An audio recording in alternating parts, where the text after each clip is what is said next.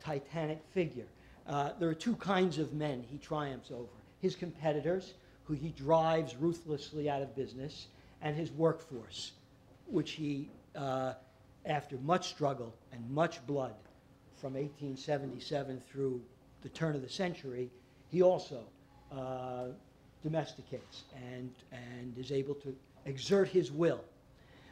He also triumphs over the market, and maybe Ray Kroc does that as well. The market, after all, is a very dangerous place.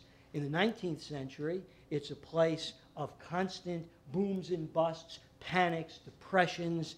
It's incredibly competitive. This is not the age of great monopolies. And the Wall Street business hero gets credit for triumphing over that incredible chaos. And then finally he gets credit, and in this way, some of our more recent Wall Street heroes share this credit. He gets credit for triumphing over himself. That is to say, he is, and these were always the metaphors. He has a will of steel. He has a kind of magnetic. There's a very famous photograph by one of our great American photographers, Edward Steichen, which hangs in the Metropolitan Museum of Art, of J.P. Morgan. And Steichen said after taking this picture, it's a stunning photograph, that staring into Morgan's eyes, and I think Steichen was a little bit captivated by this mythology, was like looking into the headlights of an oncoming locomotive. And so what he meant to imply was that these were kind of titanic figures who were nerveless, and they never blinked, and they could bluff until you caved. That was what the kind of profile of the hero was about then. When we get to the, do you want, yeah, go ahead. I don't know, are we allowed to ask questions? Yeah, because I'll just talk endlessly. That whole thing sounds kind of like, I mean, you could propose this like Hitler. Yeah, Well, what he did was completely deleterious. I don't know if you would call it an asset, or I have trouble with well, people, or to his credit. these qualities of enormous, and they're very, obviously, there's a kind of real, well, there's a kind of machismo atmosphere that surrounds, and still surrounds, to this day, these people. These qualities, even when, there were people like, who loathed what they did, who thought of them as buccaneers and thieves and you know, uncontrolled speculators and corruptionists and so on, who nevertheless were awestruck, if that's the right word. Hitler's a great man. In some sense, he's a great figure. That is, he towers. This is not to bless him, obviously, or to find him virtuous, but it's to find in him something extraordinary. And what I'm getting at, what I'm trying to get at, I don't know if it's speaking to your question, is there's a reason why the street has played a kind of ambivalent role in the American imagination. Hated and loved. And much more loved now, although not right now, than it used to be. But always an ambivalence. And some of that ambivalence came from a kind of high regard for these qualities, whatever you or I might think of them. But a lot of people did, yes. I'm sorry, I shouldn't monopolize this. Let's do it side by side, Yeah. Steve. Yeah, that's a good idea. Since you prophesied the collapse of the financial system, Yeah. I think that was your quote. Yeah. I'm assuming that you're saying, unlike previous crises, the one we're in now is compounded because of how broad it is, how deep it is, fills every dimension. Yeah. Whereas previous crises were specific, they were overcome with a certain amount of intervention and passage of time. But this thing is so deep and so wide that there isn't a shovel big enough to dig ourselves out of it. Yes, and I don't know. I don't really know that, but that's what I'm thinking, yes. Here's the real question. Recently, the Financial Times said that when the Fed bailed out Bear Stearns, they weren't just bailing out a fund or a bank or an institution, they were saving the entire financial system. Yeah. Right. And that the whole system of American capitalism is fundamentally changed from that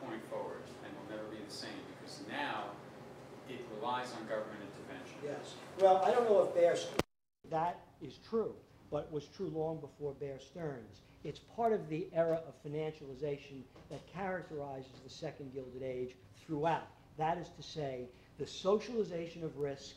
That is to say, we make sure they do not go under because the Fed or the Treasury or various federal agencies are prepared, if they can do it, to bail them out at our expense. And that kind of thing has been going on for, I would say, the last quarter century. What's happened now, what's striking, I don't know what's going to happen. So I'm just half kidding in a kind of macabre sort of way. But, you know, long-term capital management was the same thing. The savings and loan. Look at savings and loan in the late 80s. This is the socialization of risk. This is all of us bailing out the system. What's striking to me is that these crises are happening with increasing frequency. Look at the history of things. You get the 19th century to happen every 20 years. Then you get to the New Deal. I'm skipping. You get to the New Deal, and there's a set of kind of regulatory institutions and so on, and there's a lot of things going on, but you have the vanishing away of what had been typical of 19th century capitalism. Big swings, big booms, big depressions, very prolonged, the 1870s, the 1890s. These are multi-year, very severe depressions. Then you get the big one, and then you get the New Deal, and you go through a very long period where that doesn't happen. You have minor blips. The 70s is a bad time for Wall Street. You have things happen in the 60s, but nothing as systemic and as profound in its effects as what had happened. And then you get Reagan, and you get Reaganism, and you get the systematic deregulation and the financialization of the economy.